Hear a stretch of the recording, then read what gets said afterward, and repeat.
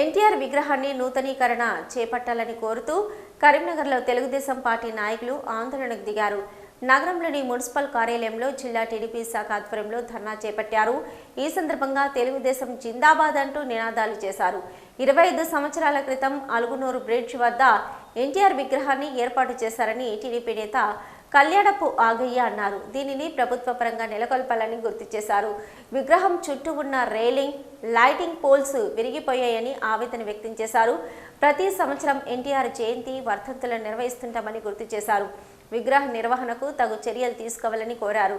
Municipal అధికారులు పట్టించుకోవడం లేదన్నారు. అధికారులు తక్షణమే స్పందించి విగ్రహాన్ని నూతనీకరణ చేపట్టాలని డిమాండ్ చేశారు. ఈ కార్యక్రమంలో టీడీపీ నేత కళ్యాణపు ఆగయ్య, టీడీపీ నాయకులు, కార్యకర్తలు తదితరులు పాల్గొన్నారు.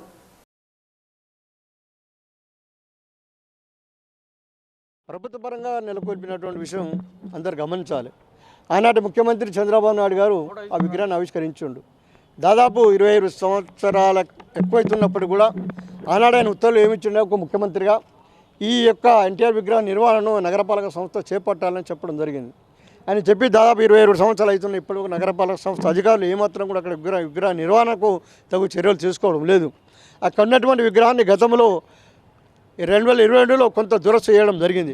దురస్తు చేసినట్టు పనులన్నీ కూడా ఇలా మొత్తం మటమాషం అయిపోయినాయి. అక్కడ రీలింగ్ మొత్తం విరిగిపోయింది, ఆ గేట్లు విరిగిపోయినాయి. అదేవిధంగా అక్కడ ఉన్నటువంటి లైటింగ్ సంబంధించిన పోల్స్ అన్ని కూడా విరిగిపోయినాయి. విరిగిపోయినప్పుడు కూడా ఇలా మున్సిపల్ అధికారులు దాన్ని ఏమాత్రం పట్టించుకోవడం లేదు.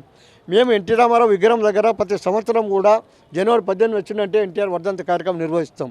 అదేవిధంగా మార్చి 29 వచ్చిందంటే తెలుగుదేశం పార్టీ ఆవిర్భావ దినోత్సవ కార్యక్రమం జరుగుతాం.